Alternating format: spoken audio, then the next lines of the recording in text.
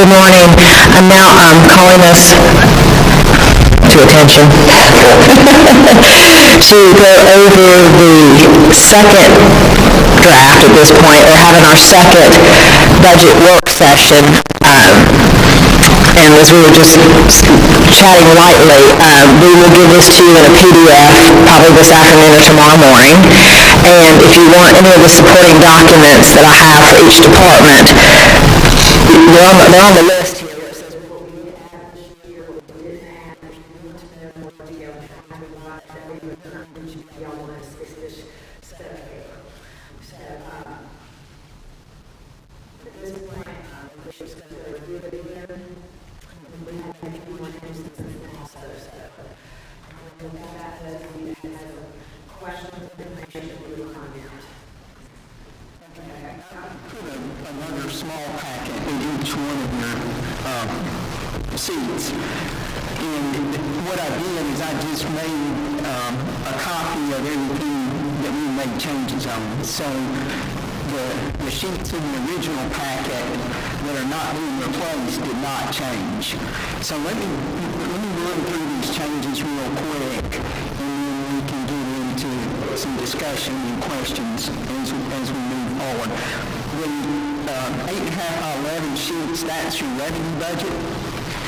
And if you would go to the second page at the bottom, we increased our gymnastics revenue by $130,000. And we held a state meet there this weekend. It was very successful. Very complimentary and how it was run and how efficiently it was run. How professional everything was, what a nice facility that we have.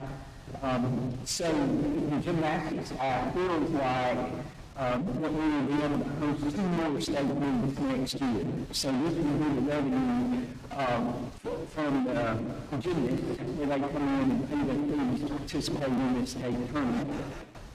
In addition to that, we increased our rate by $31,000. We increased our concessions by $5,000, and our miscellaneous recreation revenue by $40,000. So that results in a $169,000 increase in revenue just for those 2 events. Now, the recreation department is aware if they don't produce these 2 state meets, then they don't spend the money that they've asked to be put in the budget to fund these 2 state meets. So we are putting additional expenses in the budget, but they understand that if these meets don't come to fruition, then those expenditures don't come to fruition either. So let's go to the very back page, which is the gymnastics revenue, expenses, so that we can kind of look at what we're talking about. Overall, we had about $15,000 increase in labor between regular tipping and gymnastics labor, and about $1,200 additional in Social Security. And then we had an increase of $82,000 in the gymnastics line, which would fund the judges and the other professional equipment that would take to put on those 2 meets. And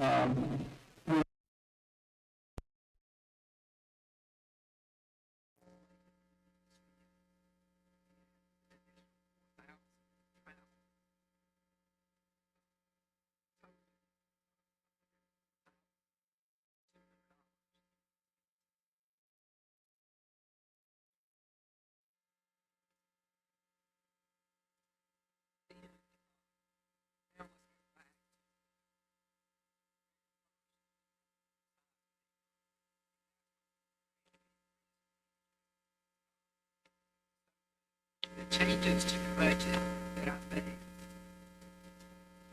if reduced expenses or increased revenue, I added that through that contingency line. So that's why the contingency line is more than so we'll have an increase in gymnastics revenue.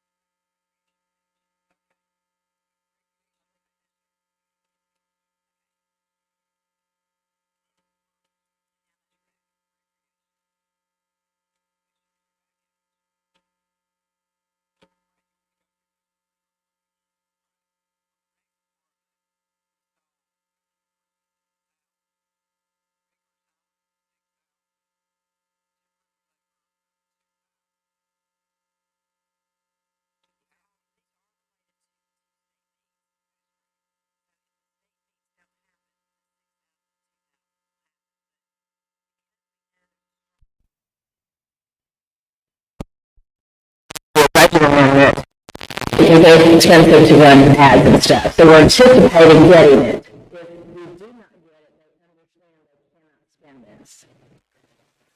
I would like to see moving forward, when we have these type of events, and I know the government is not in the business of quote unquote making money, but I would like to see us reporting, what did our concessions do, what did we charge for. I see it hard, I don't know where all the revenue sources are from in that, but I would like to see just to be able to judge what we think from a monetary perspective, because sometimes it gets very confusing when everything is right here and here. And my comment has nothing to do with the budget at this moment. I'm just saying if those events happen, I would like to see at that point in time what the accounting looks like. I think we probably could pull for the most recent one because the guy did it in order to provide us with numbers. So, And that's just from pure curiosity. And we'll do this, review around the concessions and the radio. We probably, if we had time to go sit down with that, a couple of years ago we had some discussions to make sure they're on target with what things cost, what things should be that.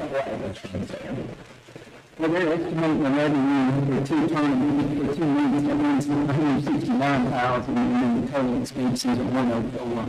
So, and I made a few changes to what he had estimated. He had actually estimated a little bit higher, but it looks like we expected to net about $32,400. Of course, the rec department overall, when you look at their overall cost, it still costs the taxpayer money to run the rec. That helped, these help offset some of that cost. And I did really get some participation numbers because I'm pretty confident. I don't have anything to verify that other than the fact that my daughter participated in gymnastics, and I know when we went to state meets, it typically included a hotel, 3 to 5 meals in that general locale and a tank of gas. So I think it's definitely has an economic impact to have these meets. Many other sporting events when it comes into our county. So, and that's what something to point that out. So I will reach out to our convention bureau to see if they can actually clear for one event and see what the economic value is. Well, I know that they had a lot of money. We had a region tournament out there one year when I was in the softball coach at North. And depending on where you finish in the tournament, if you're moving on the state and you get money from the gate, of course, the Georgia High School Association controls all that, but then they also get a check back to the county, and it's a pretty substantial check. So, yeah, those tournaments are bringing in a lot of money. they do in the travel ball tournaments that we've been hosting and going real well too. If it's an outside event, it's always dependent on the weather. But I think 2 years ago, we had almost perfect weather on every weekend, and we hosted a tournament 8 weekends in a row. And we would be on cash every Monday. And I will say too, I had some constituents reach out to me about the fact that the rec department, we're not here to make money with the rec department.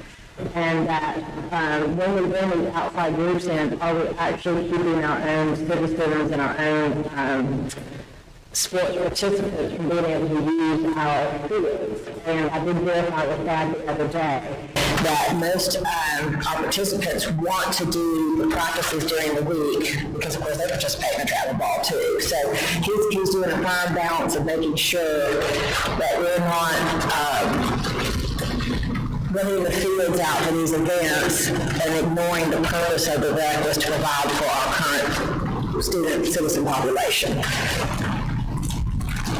And I also think, in particular with gymnastics, if you host these state meets, the younger kids come and watch the older kids participate, and it really puts them on fire about participating in the sport. So it's a good thing for the sport in general.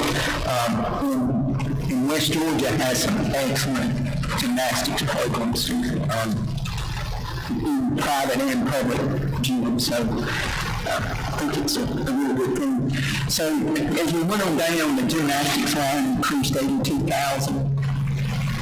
Concession expense increased $2,000, and our travel expense increased $4,000. So then I went back over to the very front legal sheet, which is labeled General Admin and Risk Management, Department 1555. And the contingency line there went up $189,800 for the other changes that we were going to make.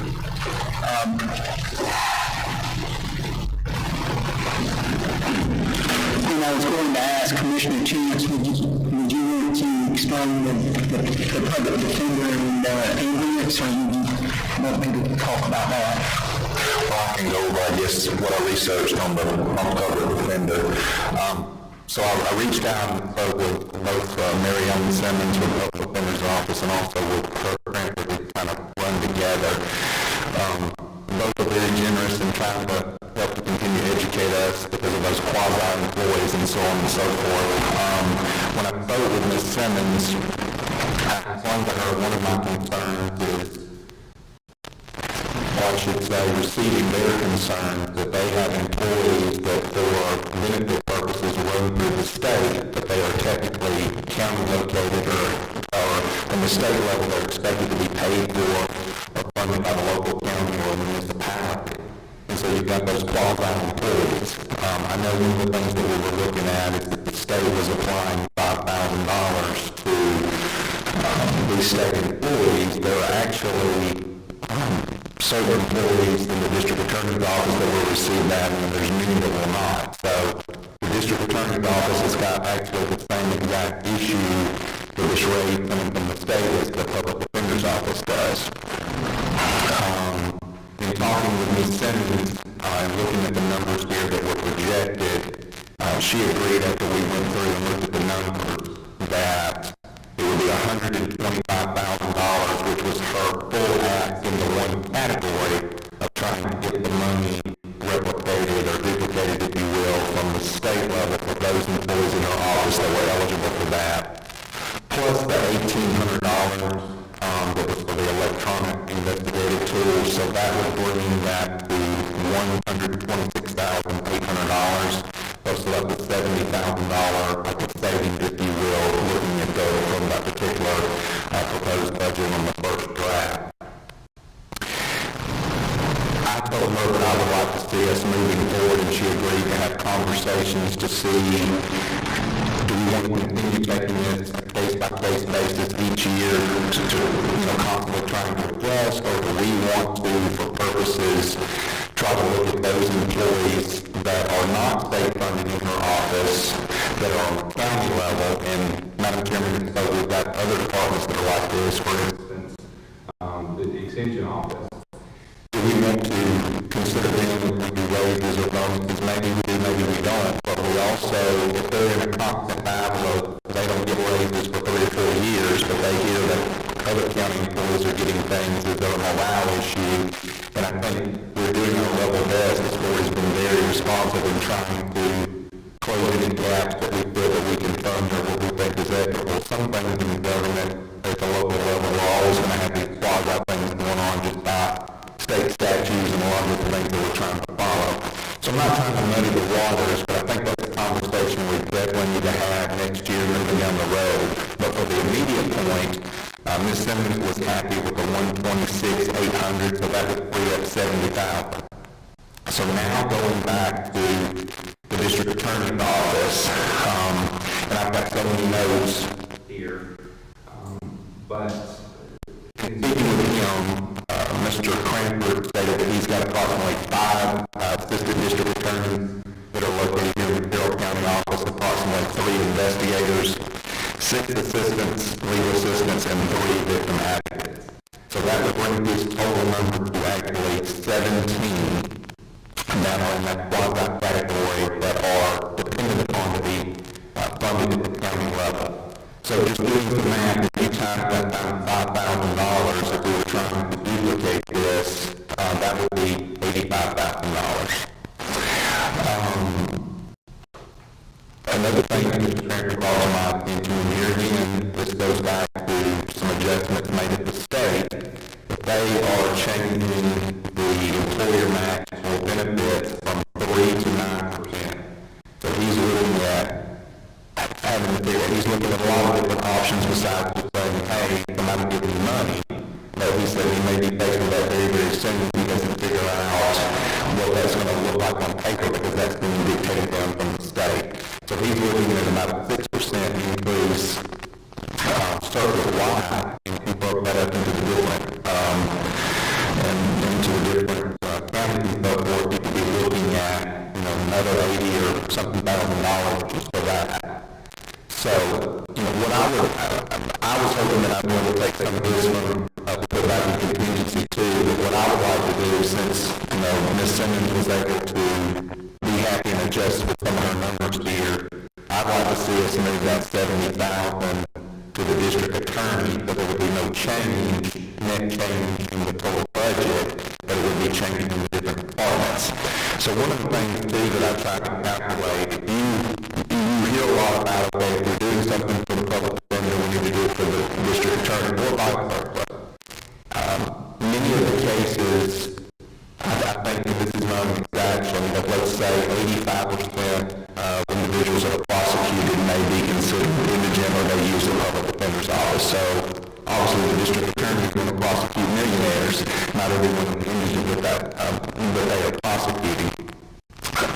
What I heard from Ms. Simmons on her side is, while she would say that's true, she feels like on her side that her employees of her office may not have the same resources, they may have to do more investigation, so she feels like that could balance out. So there's a little bit of a discrepancy there as far as tit for tat. But if you look at the FY23 budget, we did a good job. We brought up, the chairman proposed budget last year, we brought up a good bit of money in the public defender's office, and Ms. Simmons was also amenable that year to help share some of the VA. But if you look at the proposed budget now before the adjustments, you're at $1,295,000 for the public defender. And let me pull my sheet here for the other department. If you look at the district attorney, they're at $1,193,000. So actually, if you look prior to these adjustments, you're at about $101,000. So if you minus out the $70,000, that would make Ms. Simmons about $30,000 ahead in her budget. So I think we've done an excellent job, in my opinion, of trying to balance both of those needs and so forth. So my proposal would not be to adjust anything outside of this. My proposal would be to take $70,000 that is left over after the agreement with Ms. Simmons and move that into the district attorney's office, which will allow him, he's still going to have to make hard choices. Does he give some of his people a raise? What does he do? There's still not enough there for him to do everything he's being challenged with. That also leaves the other departments pretty well equal in their total budget, which I think puts the Board of Commissioners in a good spot, but we're being equitable to both departments. Thank you for doing that. I do need to give you a little bit more information too. After what you found out, I have found out. So the public defender also will have to deal with that 6% increase that's not built into this original. So if you take all of 70 from her, she's now stuck with how she's going to do that 6%. So maybe we don't move the whole 70. Well, I guess the only argument I would make against that, though, is that we are completely funding what she has asked for the $5,000, and we haven't given anything to the district attorney. I guess what I was saying was he's still going to be challenged with two things, and you're exactly right. But if we don't give him that full amount, we're actually giving him less. He would not be able to give the same $5,000 that the public defender's office is able to give. So we're actually even giving less. And I'm not disagreeing. I'm just letting y'all know that at the time, the 6% has just come out recently. So in her original budget, she did not ask for the 6% because even the DA didn't know about it till, they all didn't know about it till like 10 days ago. The other thing, I'm just giving you information here, is that the Justice Grant, remember we voted to accept the funds that we will be administering for the ARP Justice Grant. The DA got 3 more attorneys and 1 more investigator, and the public defender only got 1 attorney for the whole circuit. So I know, and I guess the reason I put the money in the way I did was because over the last 2 years we've had conversations and we realized and have been instructed that we are supposed to fund the public defender adequately. And if you look over the last maybe 10 years, we have not funded the public defender adequately. So while you want to keep it equal in this budget, I just have to point out to you that and then you can take the whole 70, you can divide the 70 up. I just wanted to give you all fair information that if she's now been doing the whole agreement with the 6%, and she's in the hole from the state grant. So we've got a sheriff who's over here telling me, telling Alicia, telling them, we have people in jail, Alicia, what, going on almost 4 years? Is that the longest one? Yes. Because, and I don't want to point fingers at our other elected officials over here. They are, working through some issues themselves, but one of the complaints is because the public defender doesn't have enough people that even meet that, let's say it is 85%. She does not have enough people to meet the percentage, whatever it is, to get people out of jail. I don't mean out of jail, but at least get them processed to go to the state prison if that's where we're supposed to go. So we are having another expense under the sheriff's line compensating for these 2 departments. We may not get the answer today, but every year we seem to find out more. We're more agreeable to learning more. I don't know if I know the answer, but I'm not sure I agree. One of the reasons I put the most money in there was because, and even the 70,000 is not enough, but one of the reasons I put all that money in there was because we were still not funding the public defender adequately enough. Are we funding the DA correctly too, Clint? Probably not, but I don't think there's enough money to do everybody this year, but we've got to get. He may be sitting here, and he needs to be here, but she's down here, needing to go here. And like I said, if you go see the sheriff, we have, is it 12 people that are in there almost, what is that number? I don't have the numbers. There was about 44 cases that were where somebody had been in jail over 12 months for a violent felony. I think it was about, I'd have to get I don't know what I reckon is lying in a certain amount without knowing exactly, but there is at least a couple of people that have been in jail over 1,000 days. And right or wrong, whether, like I said, whether it's supposed to be set free or be sent to the state, we're still housing these people every day on the county taxpayer. So I guess my idea of putting that extra funds in there was for her to either hire another person or to continue to retain the county employees that she has, because if she were to lose another attorney to go somewhere else, then she's even further down here. Forget the money at that point. There's still one less person to do the work. So that was sort of my justification for the extra $70,000. I did not know about this 3%, 6%, 9% at the time when we did this budget. This has all just come to light. And I'm not even sure the state has actually, I'm not even sure they've actually done it, but they're having extreme talk about it, because the state, like I reported to y'all too, they're down thousands of employees too. So we're all in competition for the same employee, the city, the county, and the state. So the state is trying to retain what they have, and by adding the 5,000 puts us there again in the hole, because we're still trying to get our employees up to par with everybody else. So that was my reason for not giving the DA anything this year. It had nothing to do with personality. It was just, when I looked over the last several years, we have been really funding the DA. We have not been funding the public defender. And I just felt like the conversations that y'all had expressed. But that said, we can change this. That's why we're only just with sessions right now. And, at some point we'll be having public defender moving out of the current location, hopefully to a location that's not paying rent, but that still might be another year from now, so we don't have that luxury of taking the rent money. But I just wanted to counteract what I have recently learned too. But that's why I did what I did. They haven't said for sure that they're going to enact this 6%. And I don't know if we can be acting on that right now in our budget, because fair is not equal. And again, you have to do what makes sense in the process. If the sheriff is telling us one thing, and we got people sitting in jail, and they don't need to be there, they don't need to be there. They need to be out. The process of where they need to be.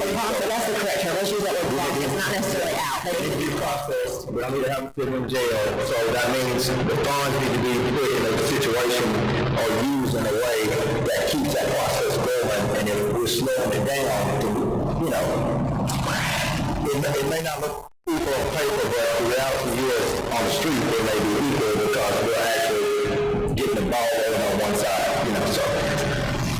So I don't know if he's worried about 6% right now. The state has enacted 6%. We can't respond on that because we don't have that kind of ability to respond to that. So we have to wait until that comes to us and see how we deal with it. Right now we got to respond with the fact that we got people sitting in jail and they need to come out. And again, me, you, and we went and talked to the public defender, and she's got to be funded adequately so she can keep the process rolling. That's it. Okay, so explain this 6%. I'm a little... So the state's giving all their state employees $5,000, increasing their salary. I don't know what that equates to hour-wise, but now the state is also considering, so in the county we have a match. If you're part of the county's retirement plan, thank you, you put in so much, the county matches that at a certain percent. Okay, the state is the same way. Right now, the state matches at 3%, and the state is again matching at 9%. So they're doing a 6% increase.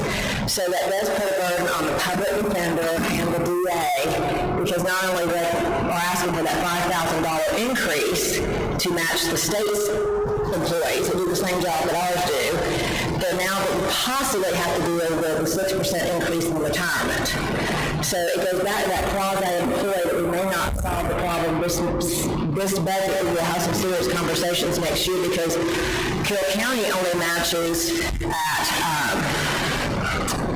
darn it, if we hadn't had such a late night last night.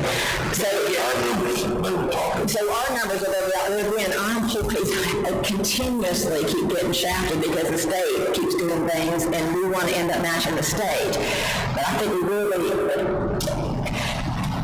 I feel very strongly that the Carroll County employee, but at the same time I recognize these quasi-employees are also, they're not Carroll County employees, they're state employees, but they're doing county work. So it puts us in a very awkward situation. And also because they do work here, most of them. So, but part of our budget, because we have an agreement with the public defender, so basically we're going to bill from the state. From the public defender, we're going to bill from the state for the DA. So they're not running through our payroll. They're an expense, like the light bill. So, but just correct.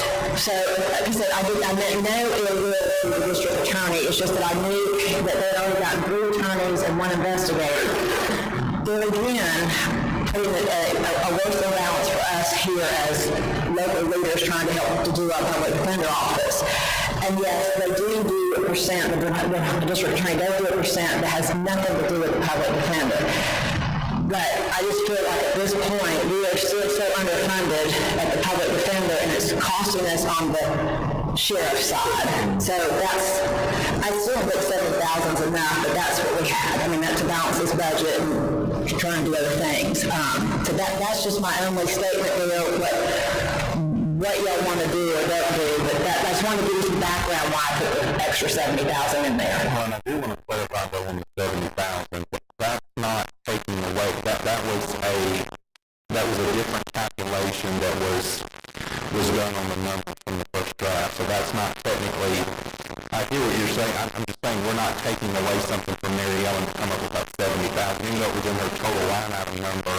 In other words, the funding of the intent of the original amount, which was to give $5,000 for each one of the county employees, plus putting in whatever those adjustments would be for insurance, Social Security, it came up to the 125.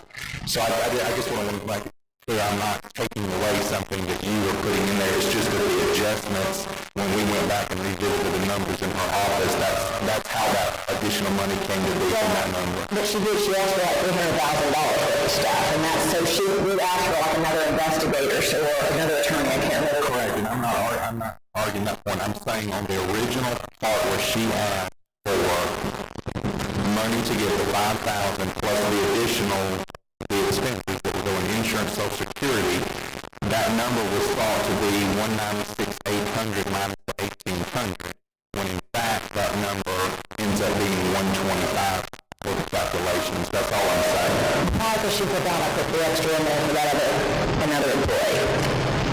Yeah, that one show. That ended it up.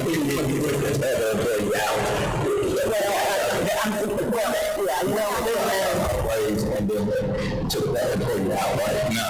So the conversation that you and I had was that I thought I'd made a mistake on the calculation. It wasn't. It was the fact that we had added in enough to cover another employee.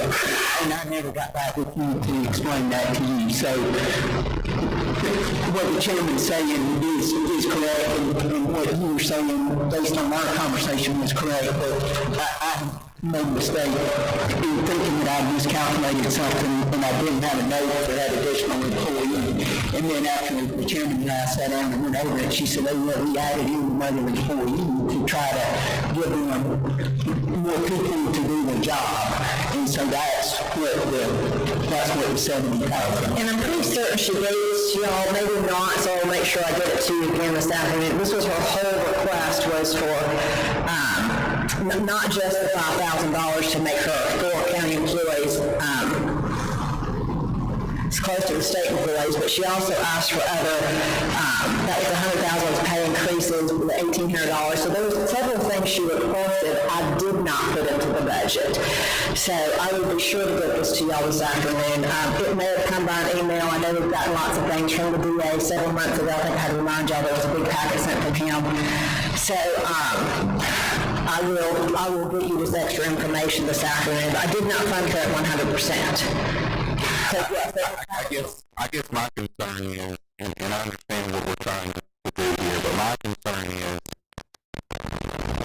we gave substantially more to the public offenders last year, and I'm not saying they don't need it. There's no argument amongst ourselves about that. And then this year we're proposing $196,800 more for the public offender, but we're offering zero district attorney. That does not make any logical sense to me whatsoever, because we're saying that we don't want Mary Ellen's office, Ms. Simmons' office to lose employees, or the county level employees, because she's got people in office that are going to get the state 5,000. But we have that exact mirror situation in the district attorney's office. So I'm fine with leaving this number at 196,800, Madam Chairman, if that's what you would like to do. But I also would then ask that we find money somewhere else to put into the district attorney. I can't see not getting anything for him facing the same battle, even if it's not the same level. You know, if he got 70,000, that would be 55%. That's only 55% of what we're giving to the public offender. And like I said, we've done a really good job the last couple of years of really bringing the public offender up, which has been one of your goals, and I agree with it totally. I just don't feel comfortable not giving anything to the district attorney for him to try to adjust with those same exact mirror quasi-employees. So is there 17 employees that work for Carroll County directly, or is there a certain, like, is it fair that we fund off 17 at 5,000?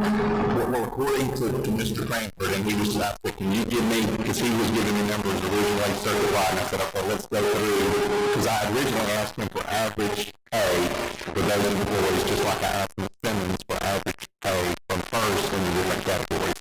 And that got real muddy real quick, and so I did so many, Commissioner McClendon can see on my notes, but yes, ma'am. So he's stating that he's got 5 ADAs, 3, 6, and 3, so 17 for 5,000 would be 85,000. And they work directly for Carroll County, because Mary Ellen has a lot of employees, but she's only asking for 4. And she's asking the other counties to make up for their, so that's why she's curious. Well, no, she's not asking for 4. She sent me the email, but I wanted to say she has 11 employees that will receive the local plus the cost of benefits.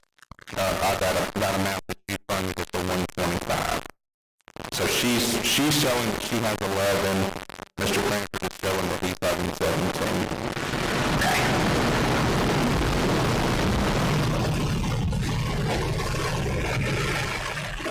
And I think the logic was that the district attorney is getting the 4 extra employees through that judicial grant. That was my logic anyway.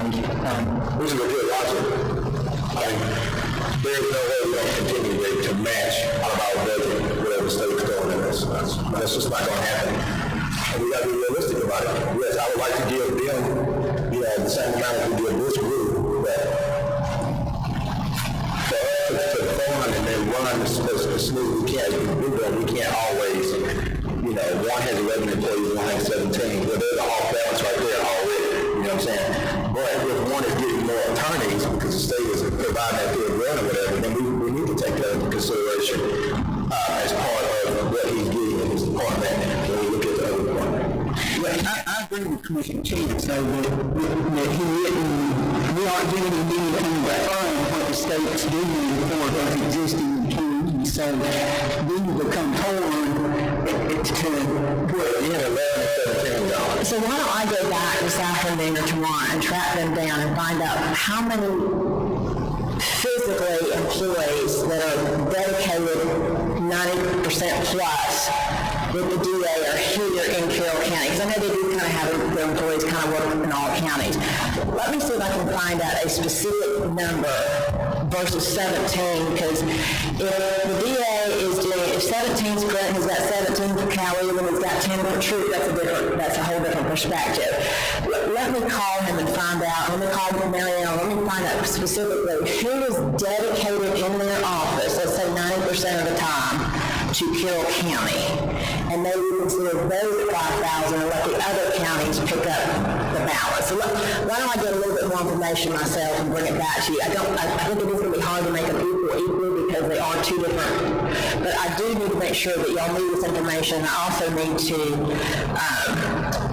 because we've heard, and I'm sorry, the sheriff's not here, so I don't mean to say that he's saying these things specifically, but from information we've gotten during our budget conversations, we are having an issue. We are footing the bill in just a different department. So if we can get, and if it is a public defender that's short on staff, we really need to get that going so we get these people processed. And one final comment I would make about what was funded from the state. Right or wrong or indifferent, who is more knowledgeable in what they should be funding in the backlog of cases than the state and what they recommended? So in other words, if they only gave one to Ms. Simmons' office instead of 12, I mean, they should be more positioned than us to sit and say what should the balance be going to the district attorney's office and what should the balance be going to the public defender. So at some point, we're trying to compensate on the money, and then we're trying to compensate and say, well, you should be giving more employees here, when it's the actual state system itself that should be more knowledgeable about how to move these processes through than us. So you're battling two fronts. You're battling the money, and then we're sitting here battling saying that, well, Ms. Simmons' office should have gotten more, and I'm not disagreeing. I'm just simply saying, why did they not see that if they're at the state level that should have known where they should have spent those resources? So that's all I'm saying. Yes, I can't answer that question. All I can tell you is that I've kind of been in the middle of this judicial grant, just from an administrative standpoint, and the system needs some help. I haven't identified, it's not really my job to identify, but it's my job to help everybody involved to identify where the help needs to go. And but I can tell you that with length of time we've got people sitting in jail, and part of this is related to coronavirus and the fact that we couldn't have jury trials and all of that, but I think it can potentially go deeper than that, and I'm hoping that this judicial grant will help us resolve this for a long time, not just for the brief moment in time and get these cases prosecuted and then end up a few years later in the same situation. I hope that we can develop a system, and Judge Simpson's been very proactive in trying to do that, to get a system to move this along going forward. But, yes, we're put into an awkward situation because you've got functions in the state that we're expected to help fund, and then we're kind of sitting on the sideline with not a lot of information to help with that. So I'll tell you something else I will find out too. I will ask them, and I'm sure they can do this, how many in our current jail are public defender versus private funding? And then how many of those that have been 44, how many of those are using public defender? That might help us a little bit better. most of those are, based on what I've seen so far, most all of those have at least been called for a hearing, and it looks to me, based on what I've seen, that a majority of those 44 old cases are represented by Who's prosecuting? the DA. So you're right back at, you're not making any traction. But you are, if the DA's got enough staff and he's ready to go to court, but the public defender is too short and hasn't had time to visit these 44 plus the other 300, that's where he's over here can't do anything because down here he can't do anything. So I'll get y'all some better numbers. Well, is the DA office fully staffed? I'm not talking about me, we know that. I don't know who probably like everybody else, but I'll ask that question too. And is the public defender fully staffed? Well, we know that one's a no, but I will get the numbers for both of you. That will help kind of balance.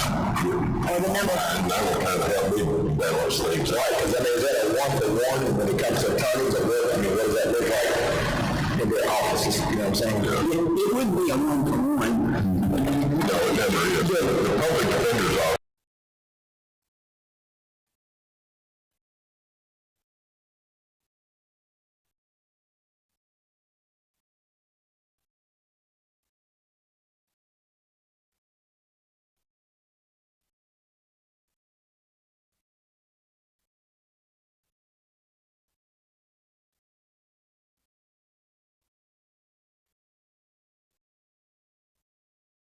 We do have some funds in contingency that we could move out of our funds to fund the DA. So it's not like there's no money at this point compared to last couple of years where we had zero contingency. So there is money to put into the DA's office if we choose not to take it from here.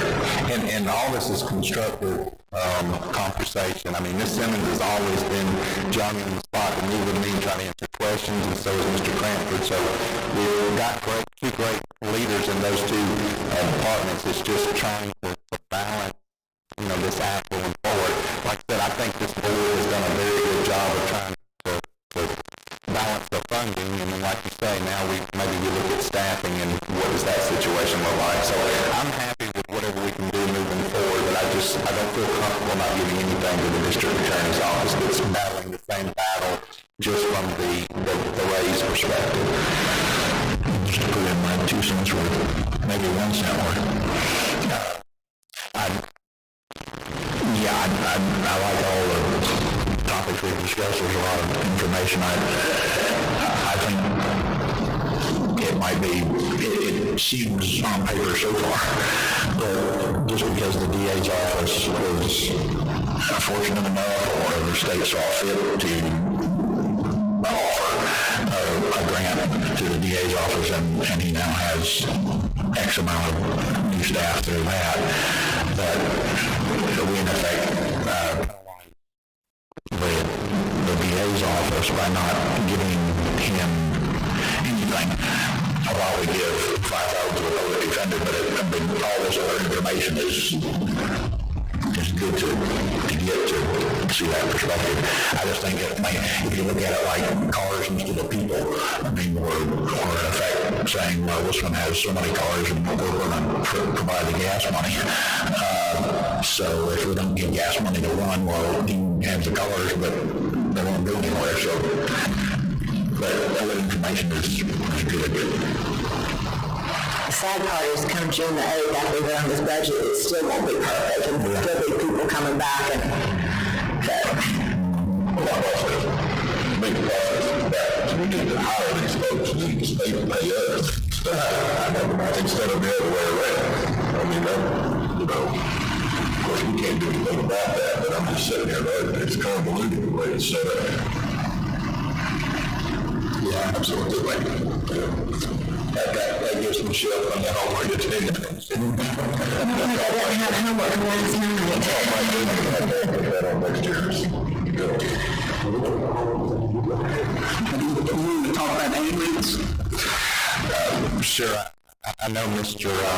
West Georgia Ambulance came before us, and Mr. Adams is providing service for the county. They had asked, I think originally around $700,000 that they would like to see increased in their budget. I have gone back and looked at the last two ambulances, and I know Mr. Berengay, our consultant, had worked with Chairman Morgan, and we've all kind of tried to put our heads in this and look at the numbers, but I think we had looked at trying to get that down to $400,000 and then $50,000 a year moving forward after that in the contract. I have a little bit of heartburn about that number simply because the last two ambulances we had put on in the zone, which was actually before my time, I think one was $300,000 and one was $318,000, where we physically got another ambulance and then they were manned. So I wanted to see us get the number closer to that. And my understanding is Mr. Adams has agreed, or his administration, to come down to $350,000 plus the additional $50,000. And I feel more comfortable with that number. Those that may say, well, hey, you're not getting another ambulance or whatever. I mean, we're living in a very unprecedented time of inflation, fuel cost. We all know that our first responders are very much valued, even though those are not our employees. Obviously, West Georgia Ambulance is trying to do everything they can to retain those employees and keep them out there to serve us with 911 calls. So I appreciate their ability to willingness to negotiate, and I feel a lot more comfortable, even though that's a big number. I feel a lot more comfortable with it coming down to $350 and then kind of meeting us halfway. So that's kind of my thoughts on the particular item. Okay, so all of the changes we just discussed are reflected in the paperwork that I laid out today. And that kind of concludes what I have to talk about in this. I know there was a lot of discussion in our prior meeting. These seem to be the focal points in the things that we made some action on. If you had any or if you've done some research and you have some other departments or lines that you want to talk about, we can move on to that now. So the $50,000 that we are reducing the EMS, you put that $50,000 into contingency, right? So there could be $50,000 we could use for the DA, of which he might want 52, he might want 48, don't know, but we could just say, here's 50, and do the best you can with it. So I don't know if you want to just agree with that and move on, or you still, I mean, I'll still get this information, because I think we do need, if we don't use it today, we need to know more continuously as we go forward in this. I would be comfortable with the 50, and here again, I know that's just putting a number out there, and it's not an exaction. So Madam Chairman, if you feel more comfortable bringing the information back and let us try to work on a number, I'm fine with that. I would also be fine with the 50,000, but I certainly wouldn't, just in my mind, he's already not going to be able to give with that many employees, if that's truly the number, that's not being shared with another county, he's already not going to be able to give the 5,000, at least it would be something to give him to work with. So I would leave that up to the chair or the other board members, your thoughts. I'm fine either way. I like to see the numbers on the balance, because this is the question that continues to come up. And again, even though the state can things does, and we have to deal with that, we have to operate from our county. And our county, if we get our share, is telling us one thing, that you know, that's concrete for us. So I'd like to see that balance so that we can bring those departments more into balance. And that may not be monetary, that may be employee or whatever, but to get them more into balance so that we're not clogging the system's not clogged up in any way. We're doing what we can to make the process a whole lot easier for it, because it's not good for anybody to have them sitting in jail in that process. You know what I'm saying? Again, we don't pick up the cost on one side, we're gonna pick it up on the back end on the sheriff's side, so we just get stuff figured out. So, I'm sorry. And I wouldn't want to just not give him anything. I just want to know, Is 50 good, 45, yeah, what 55? makes that balance work between the two? So what I was going to say is our next, we don't really have another meeting scheduled. We do overnight that, but I do know on Thursday, June the 2nd, here at 10 a.m. is when we have our public comments. People can come.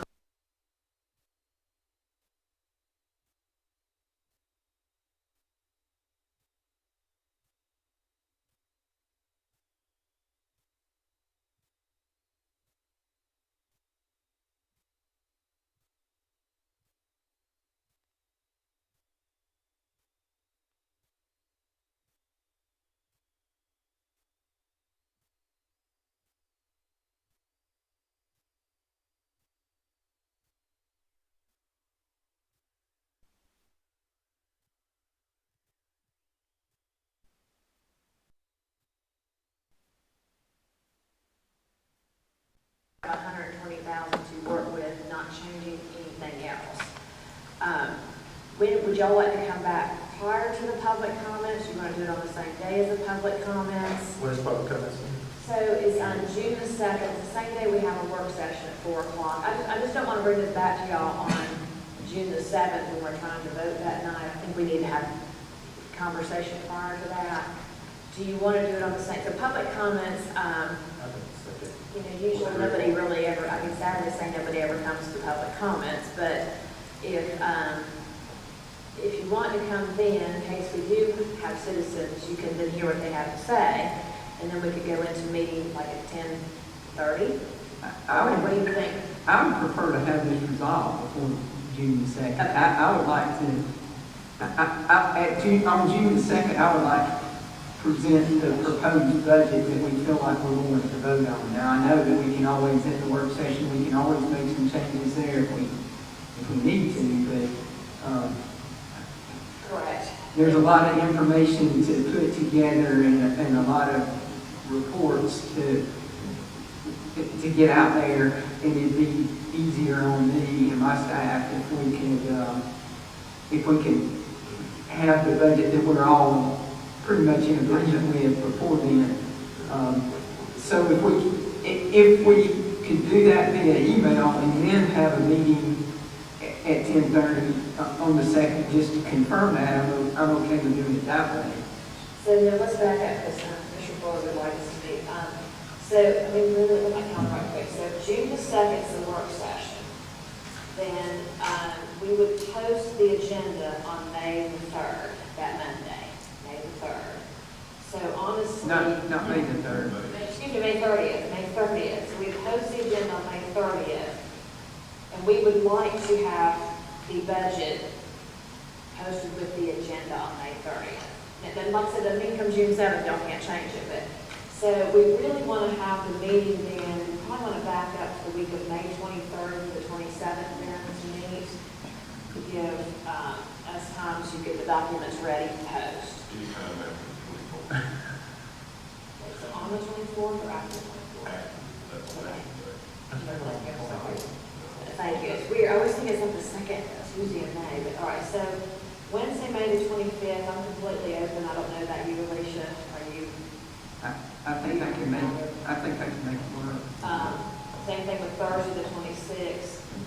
Those would be better than Friday because we usually try to gather, staff tries to gather all that to put together for Stacy and I to approve before we actually post it on Monday. So would Wednesday work fine, or you'd rather have Thursday?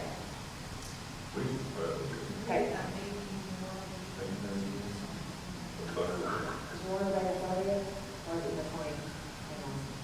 Okay. 30. The 30th is Memorial, so you probably want to post the agenda on Friday, then that way, or Tuesday. Can I do Tuesday? Stacy, can we do Tuesday to post the agenda? We're supposed to do consecutive hours, so we can do that Friday. We can post the agenda and add attachments later if we need to. Okay. Wednesday, do y'all prefer morning, lunchtime, or afternoon? I have a lunch meeting that day, so morning or afternoon. So like 9 o'clock again, works well for you to work? Okay, so let's say Wednesday morning, May 25th, at 9 a.m., we'll meet back here.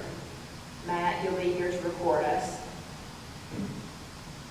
And we will try and resolve what we want to do. We may not be perfect there again, but if we have approximately $120,000 to work with, we might can make something work. And if y'all come up with anything else as you continue to read through the documents, give us a heads up. Okay, I have one question, and it was, the sheriff says that we are holding how many? We're waiting to process 12 people, that's the number. Well, we got 44 cases that we're considering backlog. They're over a year old. 44. Mhm. Now, I don't think, some of those are well over a year. Some of them are barely over a year, but some of them are well over a year. I think the oldest one is about 1,200 and something days. Now, in the last, I will say in the last 4 weeks since this grant's been effective, I think that we have prosecuted about 5 off of that list. So they're making progress on giving those cases attention.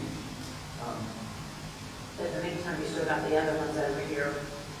Yeah, you probably got more rolling onto that list as some roll off. And as we move, I think the jail's as busy as it's ever been. I mean, the more we move out, the more we move in. So it's a constant challenge over there for them. I mean, you had backlog on both sides, I don't imagine on the front end, there are probably backlogs too, so, I mean, it's just, the system is never gonna be funded properly as well as we want it to be.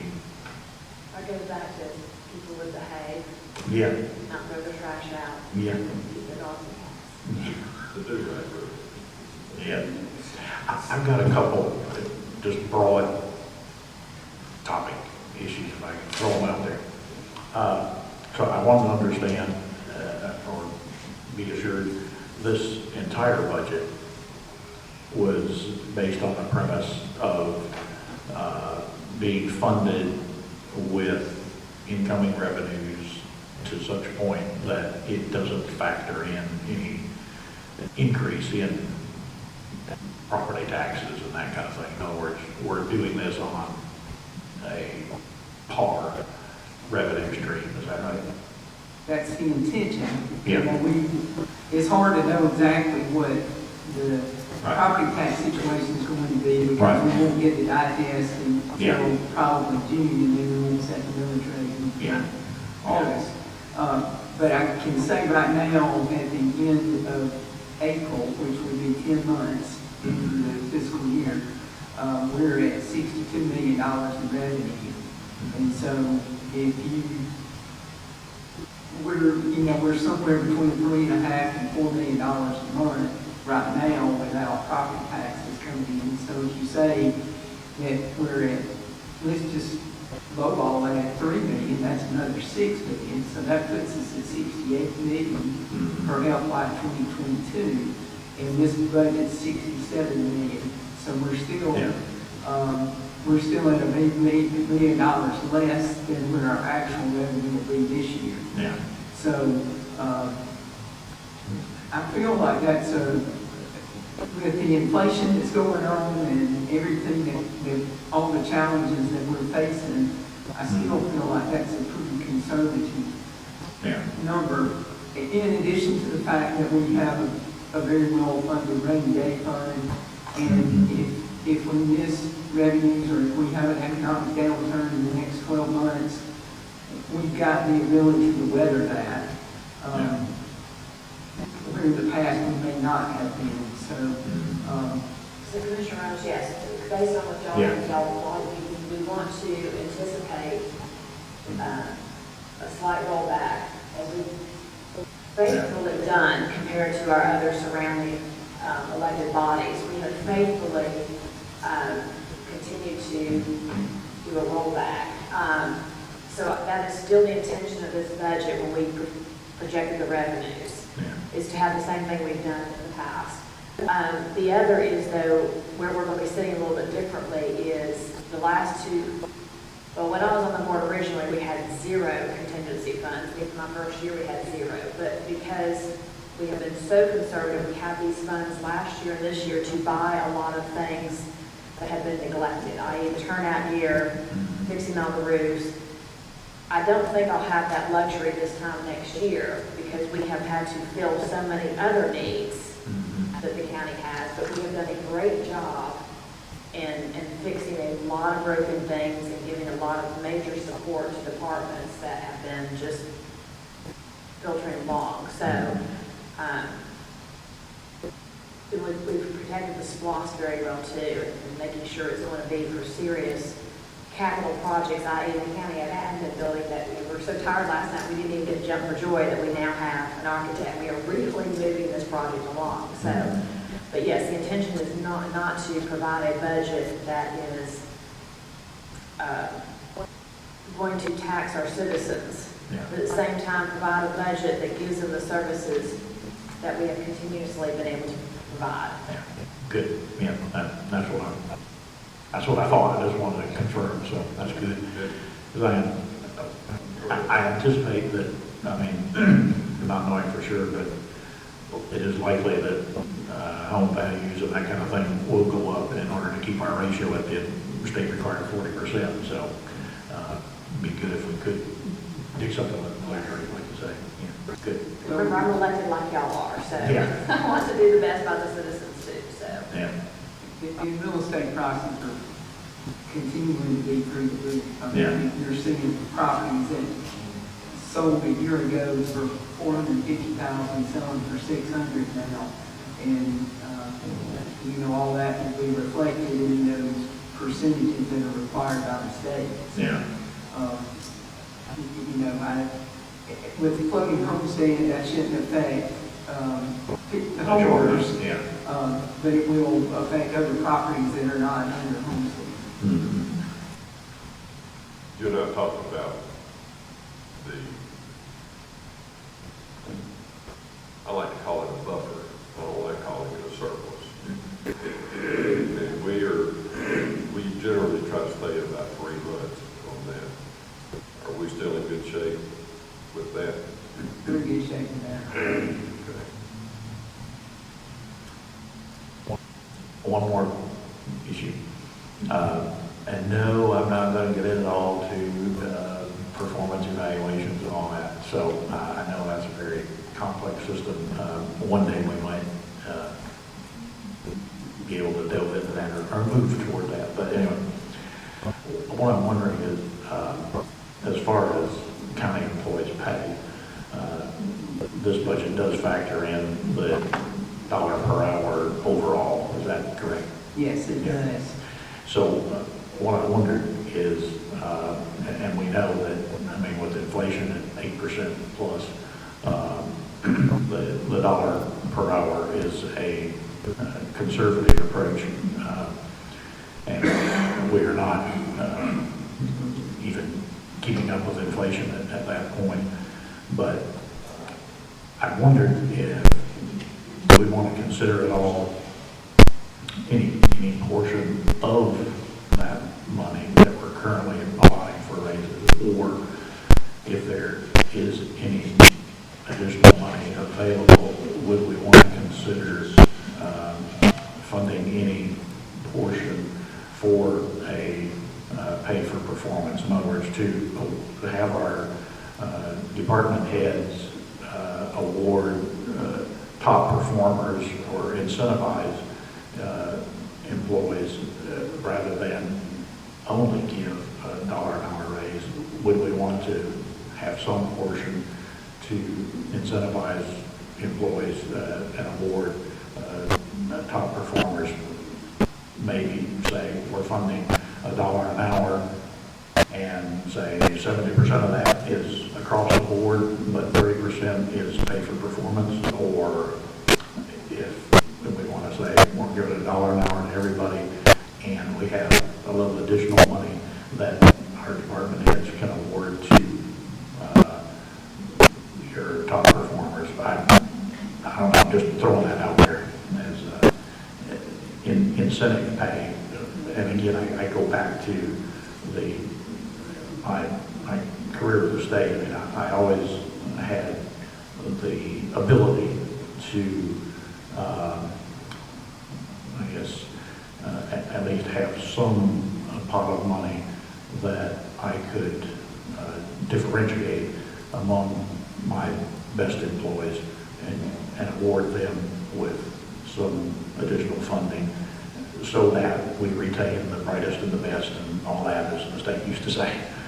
But I just want to throw that out there so that we could at least consider that. It just seems to me like if we don't have any incentive money, then we are, what would you say, in a way, promoting mediocrity.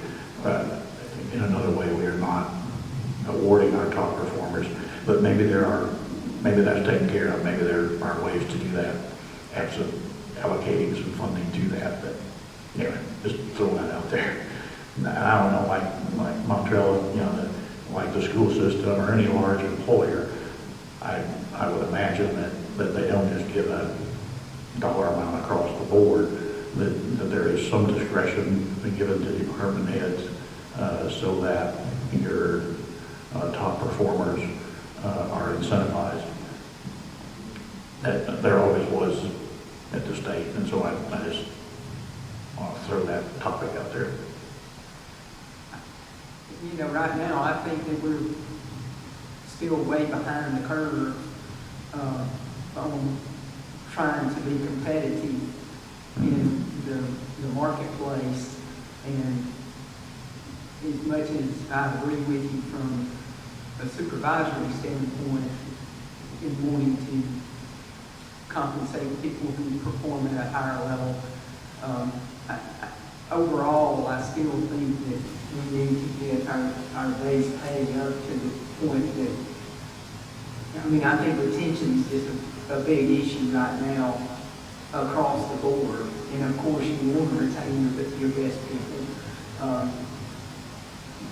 But with the vacancy rate that we have right now, and this is really getting into human resources, so I'm speaking way out of, I'm out of my lane right now, and I don't mean to be, and I don't want to step on any toes. This is from a supervisory standpoint more than the finance director standpoint, but I really feel like we've got to move our pay scale up to try to get somewhere close to being competitive again, especially with just a local jurisdiction, the city, joining counties. But from a supervisory standpoint, I agree with you. But there's, I guess if I can answer your question from a financial standpoint, I don't think there's a lot more money in the budget without potentially putting ourselves into a situation that, I think this budget is very attainable. I think if we started adding money to it, then we may put I think this budget is very attainable in the current economic situation. If we move much past this, with anything in addition to $1 an hour, I'm not sure obviously it wouldn't be as attainable. Is it still attainable? Possibly. But I'm pretty comfortable with the numbers we have here. Well, let me ask you it this way then. And I'm not for, just throwing money out there. What I am for is for awarding those who do a great job. And it seems like if any department has, let's just say, 100 employees, and if they all get the same amount, we know we're not even matching the inflation rate. But if you have, you know, say 4 employees that are not performing well, and you have 4 employees that are doing a terrific job, and they all get the same amount, guess which ones are probably going to go somewhere else and work for another employer if you give everybody the same amount? Well, it's the ones that are performing the best, because those people are going to get a little upset that they didn't get any more than those who are performing the worst. And so I guess I am for, what would you say,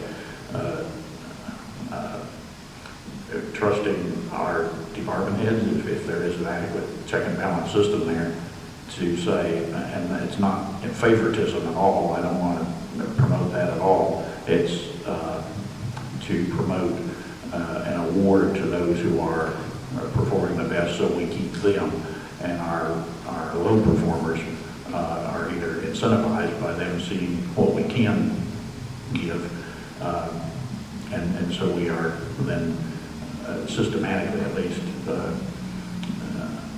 awarding top performers and keeping them rather than not.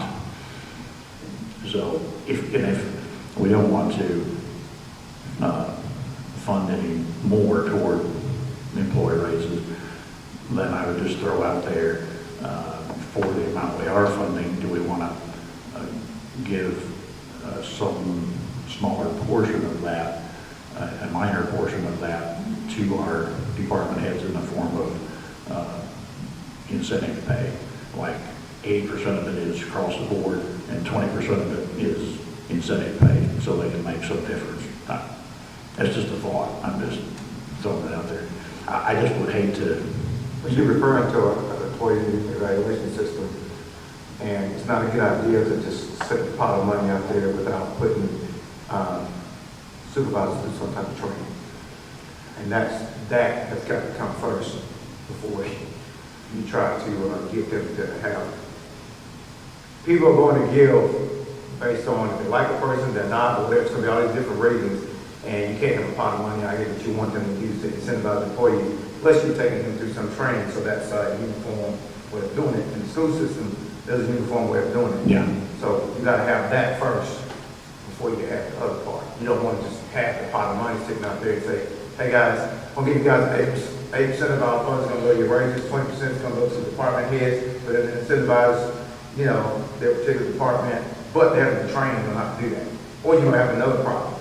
So I think that's what we discussed one time before, is that it would be a big problem if you don't have people trained to have a true process in place to teach everybody how to do that. So I see exactly what you're saying, but you got to have the one part. To me, I think you got to have the one part first before you ask them to hand out the funds to anybody. I mean, so that yeah. And 20 cents on 2,080 hours equals $416. Mm-hmm. So you're going to take away from one to give another $416. I agree with you, we're not there yet in training time and the expense of funding. We talked about it. We're not there yet. We're not there yet. I'm presenting to y'all a budget. Program to. Right, so I think I'm presenting a budget to you that right now we're still not at a competitive rate. And so yes, if you want to break it down to 80 cents and 20 cents, and then you would find out of our 50,000 to 120,000 money, we invest in some form of training. I just know from talking with attorneys, we've discussed this is just not necessarily the best thing we want to do. I think it will cause extreme dissension. And I do think, you're right, there are going to be those employees in every department that are just gung-ho, show up every day early, stay late, and then you're going to have the others that just show up and get their job done. You are going to have that whether you do an incentive or you don't do an incentive. And there's a lot of reasons why some of us do the job we do, and it's not for the money. So I think you're about to give me an extremely big headache, not that I would not honor, but I just think for $416 and the morale of the employees to go less than $1 would not bode well for us as a board. And that's fine. I mean, if we want to, maintain that, that's fine. And I do agree with having a great, as I've advocated for a long time, having a great systematic, foolproof, non-favoritism evaluation system. That takes a lot to get there, so that you don't end up with problems. I'm just saying, well, if we don't have any systematic way to award our top performers, A, we're not incentivizing employees, and B, with that type of system, we're promoting a bleed of our top performers, not our mediocre or low performers, because it's the top performers that are not being awarded, unless there's some way to do that I'm not aware of. But yes, it does take a lot of, training to get a good system, and we have that at the state, but I can see your point, yeah. I'd also like to say, and I'll confirm this with HR, but I don't see a bleed in our top performers. All our department heads are still here, have been here for many, many years. So I think the word bleed, unless you know employees who have called you on the side and said they left and they were the top performers, I can verify with HR, there again, why people leave, but I don't believe it's our top performers that are leaving. I think there's a lot more we offer in retirement, a lot more we offer in health insurance, and availability to be able to work in the county you live in. So I do have to kind of disagree with you on the lead. Well, it's a differentiation that I'm after. I mean, everyone likes to feel like they are awarded for their performance. And yeah, I agree. We have, great department heads and they're being retained. It's not really, it's the staff, but in any system that works well, you have a great system of incentivizing your top performers so that they continue to be the examples, and they are the ones you retain. So I think in any employer situation, you want to have that type of system. Where we don't have that, maybe one day we can get there. For any employees listening, I'd like them to know, I think probably 99% of you are our top performers. Yeah. Well, I've got a couple of things. I'm talking to Ann about retention, and the older workforce that we have in Carroll County is very stable. They don't tend to move much. They're here. It's the younger folks that come in and they work for 2 or 3 years. And guys, don't get me wrong, I'm not pointing fingers that are young workers. I'm just saying that's where the biggest turnover seems to be, is the guys that come in and work for a couple of years, then they move on. But a lot of them come back. But with Commissioner Reynolds, I agree, and that's coming from the military and the teacher evaluation system. First off, this $1 an hour, I'm all for that, because we need to we're playing catch up. So until we get caught up, and we don't need to reinvent the wheel, we got 2 real good examples on how to do evaluations. We can use something similar to what the teachers do, and you can go online and get a military evaluation system, see how they evaluate their people. But I think the first thing we need to do if we ever do set this up, you got to have a longevity scale. You got to have pay that moves this away with time. And in most places, that's done percentage-wise. It's not a flat $1 an hour or 50 cents an hour. It's a percentage of how long you've been there, and you get a percentage of your pay, and then the step system where you move this way. So that's the way teacher, and that's the way the military works. You get paid for going this way in rank, but then you move this way. You can move up in rank. So that's something down the road, but again, back to training, you gotta have somebody, you gotta understand how to sit down, look at what you've got in front of you, the department heads or whoever's going to write the evaluation. And a lot of it is just, it's a check. Yeah, did you do this? Did you do this? You check it off, and then there's a place for verbiage at the bottom. And that's how you pick out your top performers. In the military, it was a 4-0 scale. If you were the top dog, you got a 4-0. If you were not quite top, the top, you got a 3.8, or it went on down. So. I think everybody's comments on this subject have been correct, every single one. I mean, everything you're saying is valid. For me, since I've been on the board, this has been a conversation that has come up every year. We hear we're not where we need to be with the pay, but do we know what that is? We hear we have great benefits, but do we know what that is? Meaning, statistically on a sheet of paper, I know that our brokers are trying to gather some information now, but I'd asked the question at the retreat, hey, out of companies with 600 plus employees, do we rank in the top, 85 percentile like the top 10 or 15% tier of a richness and benefits? In other words, what does that look like on paper? So for me as a board, I think we need to challenge ourselves through a work session or a work retreat in the future. What do we want to do? Because we're going to find ourselves here every single year saying we're not where we need to be in pay, but we really don't know what that is. And we're going to find ourselves saying we provide really good benefits.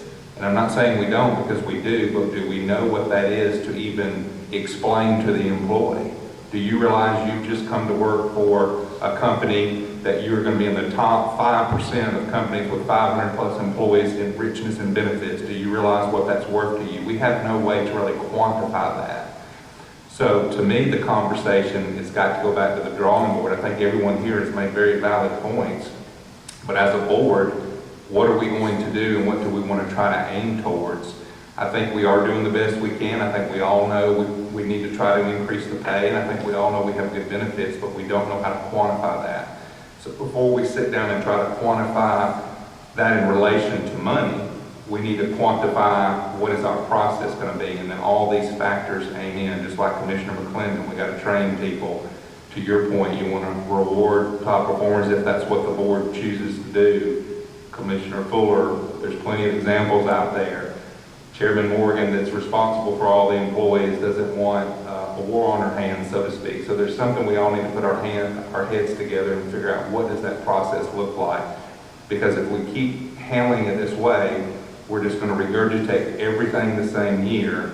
And personally, no offense to anyone, I'm tired of hearing about it. Either we're going to come up with a process that we want to aim toward, or we need to be fine with what we're doing and kind of let it sit. That's my thoughts. Well, I do have several notes for the next all-day work retreat or two-day work retreat, but that's what it takes us. So we can look at that come August, but I'm making those lists. And if you have, a good, simple, easy evaluation system, there should be no angst about it. There wasn't, again, speaking from my background, yes, as Commissioner McClendon said, we had ample training on it. The system worked well. There was absolutely no favoritism because the system was set up such that you couldn't do that. You had to document to the nth degree everything. But that takes a while to get in process. I had a reputation in the employees I was responsible for, folks used to want to come to work for my division because things were so fair and employees were awarded so well and that kind of thing. I would just think that any time you get above, say, a number of 100 or 200 employees, there is some systematic way to award top performers and keep the best. And yes, possibly 90 or 99% are top performers, but if you provide the same amount of incentivization, or whether that's, you know, monetary or otherwise, to every employee, then you're not, there's no systematic way to retain those who are exemplary. That's all I'm getting at. Well, right now, I wish I worked for the state, it'd be a $5,000 bonus, wouldn't it? Yeah. Yeah. So, And for the record, we didn't put that in there for ourselves, right? We did not, or did we put it in for any other one? So, that said, so there is no other comments at this point. We will adjourn this meeting until May, I forgot what I wrote down.